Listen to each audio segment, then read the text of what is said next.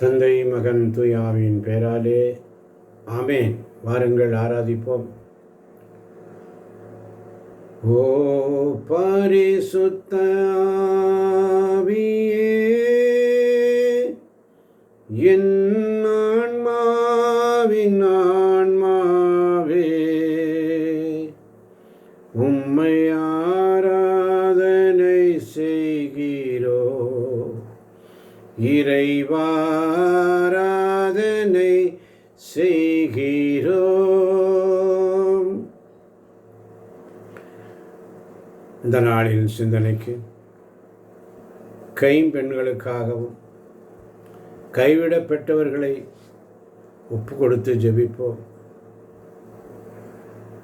யாக்கோபு 1:27 சொல்வதைப் போல, தந்தையாகிய கடவுள் பார்வையில் தூய்மையான மாசற்ற சமய வாழ்வு எதுவெனில், அனாதைகள் கைப்பெண்களின் துன்பத்தில் அவர்களை கவனிப்பதே. நாம் செய்ய வேண்டியது என்ன? அவர்களுக்கு உணவு கொடுப்பதும், பசியாற்றுவதும், துணையாக இருப்பதும், அவருடைய தனிமையை போக்குவதும், நீதி குரல் கொடுக்கவும், யாரும் அவர்களை ஏமாற்ற விடாமலும் ஜெபிக்க அழைக்கப்படுகிறோம். தோபித்து புஸ்தகத்திலே வாசிக்கிறோம், உன் உணவில் ஏழைகளுக்கும் கைம்பெண்களுக்கும் பங்கு கொடு என்று சொல்லி உம்முடைய ஆறுதல் வாக்குத்தத்தம்.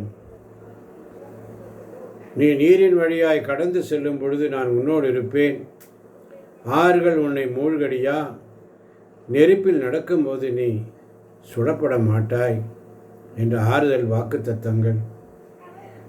உடைந்த உள்ளத்தார்க்கு அருகில் ஆண்டவர் இருக்கிறார், நொறுங்கிய மனத்தாரை அவர் காப்பாற்றுகிறார். ஆண்டவரே இயேசுவே, உலகில் கைவிடப்பட்ட, அழுகிற, தனிமையில் இருக்கும் ஒவ்வொரு விதவைகளையும், அந்த விதவை தாய்க்கும், அவர்களுக்கு இருக்கின்ற கடன் பிரச்சனை, வழக்கு, சிறை பிரச்சனை இருக்கும் ஒவ்வொருவருக்கும் நீரே துணையாகிறோம். நீரே அவர்களின் துணைவராக இருக்கிறீர். ஆவியானவரே, அவர்களை தேற்றி வழிநடத்தி ஆசீர்வதிப்பீராக. இந்த நாளிலே யாருக்காவது ஜெபிக்க விரும்பின பெயர்களை கொடுத்த ஒவ்வொரு பிள்ளைகளையும் ஒப்பு கொடுத்து ஜெபிப்போம். இயேசுவுக்கே மகிமை, இயேசுவுக்கே ஆராதனை. ஆண்டவரே, நீர் என்னை கைவிட மாட்டீர். கைவிடப்பட்டவர்களுக்கான ஜெபம். ஏசாயா 49:15 சொல்வதை போல, தாய் தன் பாலகனை மறப்பாளோ, தன் வயிற்றின் மகவு இறங்காமல் இருப்பாளோ? அவர்கள் மறந்தாலும் நான் உன்னை மறக்க மாட்டேன் என்று சொன்னவர். என் தந்தையும் தாயும் என்னை கைவிட்டாலும் ஆண்டவர் என்னை ஏற்றுக்கொள்வார் என்ற வாக்குத்தத்தம் இருக்கிறது. என் மகனே, மகளே, நான் உன்னை விட்டு விலகுவதும் இல்லை, உன்னை கைவிடுவதும் இல்லை. ஆண்டவரே, உம்மை நாடுவோரை நீர் கைவிடுவதில்லை.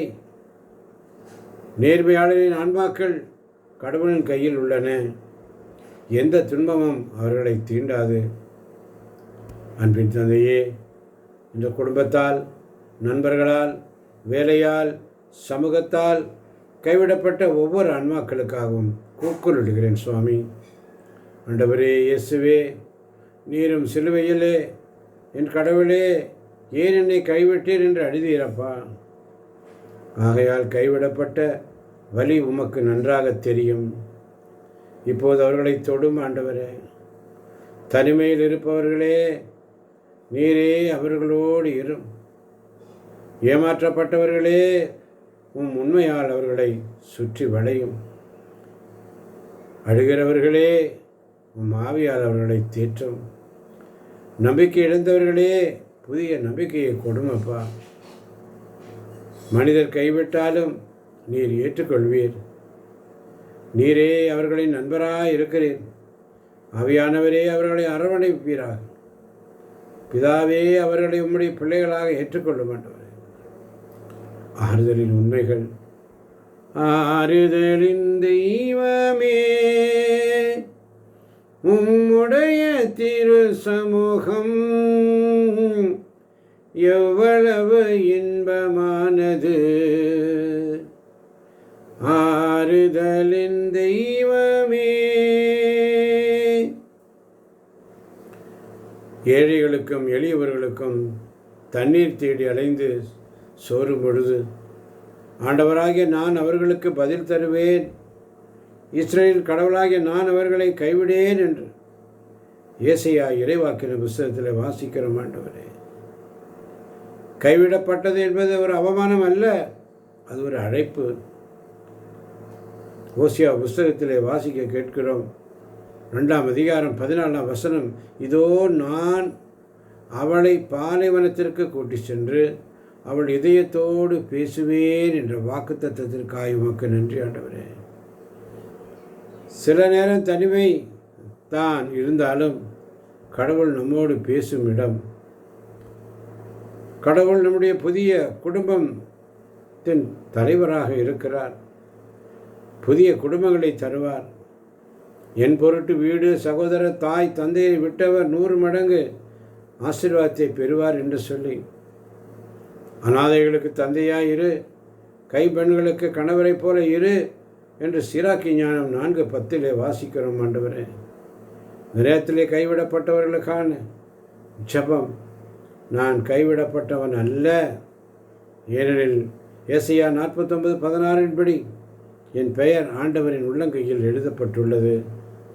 நான் தனிமையானவள் அல்ல, ஏனெனில் மத்தேயு 28:20 படி இயேசு என்னோடு எந்நாளும் இருக்கிறார்.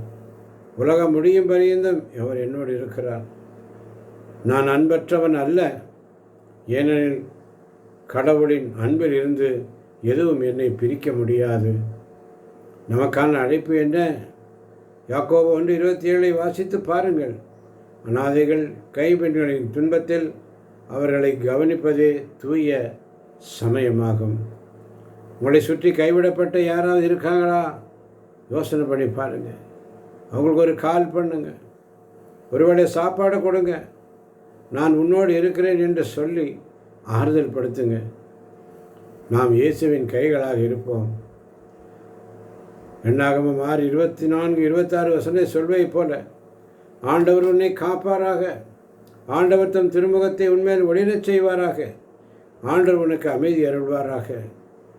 உடைந்த உள்ளத்தாருக்கு அருகில் ஆண்டவர் இருக்கிறார் என்று சங்கீதத்திலே வாசிக்கிறோம். ஆண்டவரே, யாருக்காக இந்த ஜெபம் தேவை என்பதை சொன்னால் நாம் சேர்ந்து ஜெபிக்க யாரெல்லாம் கேட்டிருக்கிறார்களோ அவர்களுக்காக ஜெபிக்கிறேன். ஆண்டவரே, நீங்களே கைவிடப்பட்டதாக உணர்ந்தாலும் சொல்லுங்க, நான் உங்களுக்காக ஜெபிக்கிறேன் என்று சொல்லி நம்மைத்தாமே தாழ்த்தி ஒப்பு கொடுப்போமா? ராஜா உன் பிரசன்னம் போதுமையா, எப்போதும் எனக்கு போதுமையா. பிரசன்னம் பிரசன்னம் தேவ பிரசன்னம். அதிகாலமே தேடுகிறேன், ஆர்வமுடன் நாடுகிறேன். அதிகாலமே தேடுகிறேன், ஆர்வமுடன் நாடுகிறேன். ஆண்டவரே, உம்மை நாடுவரை நீர் கைவிடுவதில்லை. ஒவ்வொரு நாளும் உம்முடைய சமத்தில் காத்திருக்கிறோம் அப்பா. ஒவ்வொரு நாளும் உம்முடைய சமத்தில் காத்து ஜெபிக்கிற இந்த இடைவிடா சகாயமாக குழுவில் இருந்து ஜெபிக்க வேண்டிய பிள்ளைகளை இப்படி கருத்தில் ஒப்புக் கொடுக்கிறேன். ஆண்டவரே, கடவுள் நம்மளையும் இவங்களுக்கு கை கொடுக்க சொல்லுறார். செயல் அழைப்பு, நாம் என்ன செய்யணும்? தந்தையாக கடவுள் பார்வையில் தூய்மையானவற்றை, தூய்மையான மாசற்ற சமய வாழ்வு எதுவெனில் அநாதைகள், கைப்பெண்களின் துன்பத்தில் அவர்களை கனப்பதிதான். அவர்களை கவனிக்க வேண்டும், அவர்களுக்கு உதவி செய்ய வேண்டும் என்பதை நீர் உணர்த்துகிறீரப்பா. உணவு கொடுப்பதும், துணையாய் இருப்பதும், அவர்களுக்காக நீதிக்குரல் எடுப்பதும், ஜெபிப்பதும் அல்லோ நீர் விரும்பும் காணிக்கை. செயல் அழைப்பாக நாம் என்ன செய்வோம் என்பதை பார்த்தோம். புதிய வாசலை திறக்கும் மனித பந்தயத்தில் இருந்து ஓடிக்கொண்டிருக்கிறோம். அந்த பந்தயத்தில் வெற்றி பெறுவோருக்கு நீர் வாழ்வின் மரத்தின் கனியை உண்ண கொடுப்பீர் ஆண்டவரே.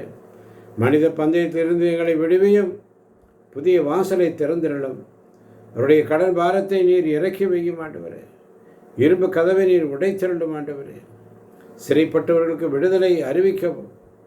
இன்று கடன் பிரச்சனை, மன அழுத்தத்தில், பாவ கட்டுகளில் சிக்கி இருக்கும் ஒவ்வொருவருக்காகவும் ஜெபிக்கிறேன் ஆண்டவரே. கைப்பிடிக்கப்பட்டவர்கள், கடனில் பிரச்சனையில் சிக்கர்களுக்காக ஜெபிக்கிறேனப்பா.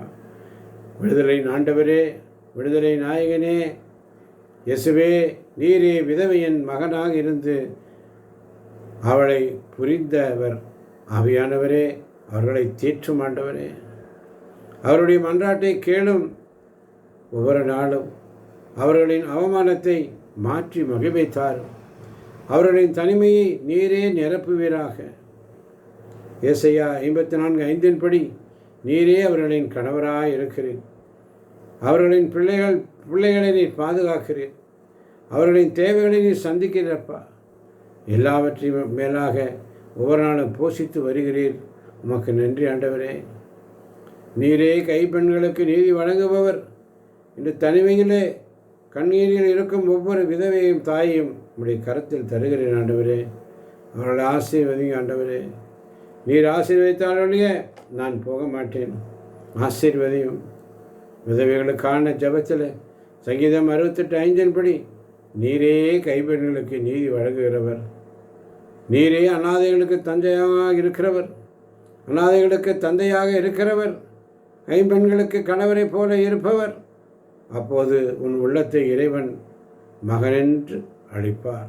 ஒவ்வொரு நாளும் அநாதைகள், ஒடுக்கப்பட்டவர்கள், விதவைகளுக்கு ஜெபிப்போம். சங்கீதம் 146:7 சொல்வதைப் போல ஒடுக்கப்பட்டவர்களுக்கு நீதி வழங்குகிறார். பசித்தவர்களுக்கு உணவளிக்கிறார். சிறைப்பட்டவர்கள் ஆண்டவர் விடுவிக்கிறார் என்று சொல்லி ஆண்டுடைய சமத்தில் உண்மையோடு நேர்மையோடும் ஒத்துழைப்போம்.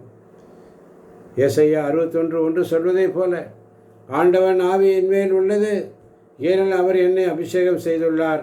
ஒடுக்கப்பட்டவர்களுக்கு விடுதலை வாங்கி அறிவிக்கவும், சிறைப்பட்டவருக்கு விடுதலையை கொடுக்கவும், பறைசாற்றவும் என்னை அனுப்பியுள்ளார் என்று ஏசாயா 61:1 வாசிக்கிறோம் ஆண்டவரே. ஒவ்வொரு நாளும் கைப்பிடிக்கப்பட்டவர்கள், சிறையில் இருப்பவர்களுக்காக ஜெபிக்கிற ஆண்டவரே. அவர் வெண்கல கதவுகளை உடைத்தார், இரும்பு தாழ்பால்களை தகர்ந்தார் என்று சங்கீதம் 107:16 வாசிக்கிறோம்.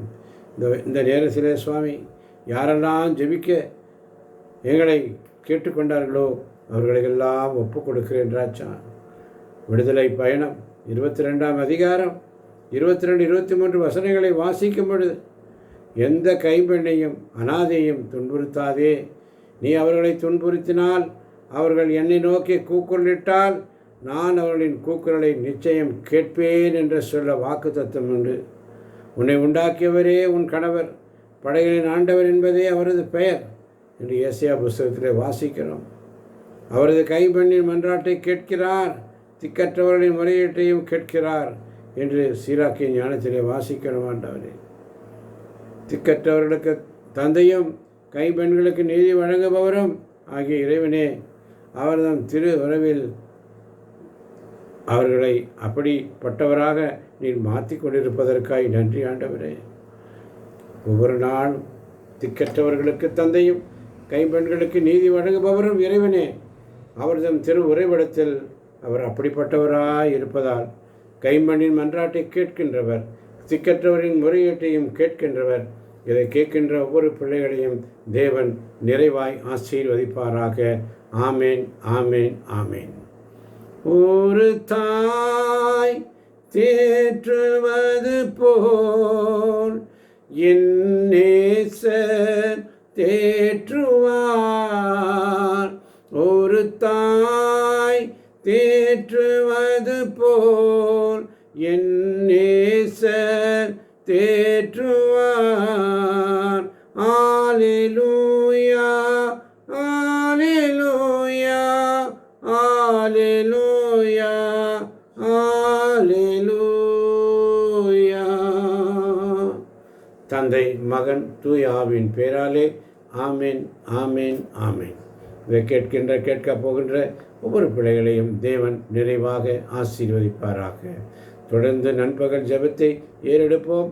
இந்த நாளிலே இடைவிடா சகாய மாதா குழுவிலே ஜெபித்து கொண்டிருக்கின்ற ஒவ்வொரு பிள்ளைகளையும் உடைய கருத்தில் ஒப்புக் கொடுக்கிறேன். அவர்கள் எந்த கருத்துக்களுக்காக ஜெபிக்கிறார்களோ அவர்களை ஆசீர்வதியும், பலப்படுத்தும், மகிமைப்படுத்தும். இயேசுவின் நாமத்தில் பிதாவே.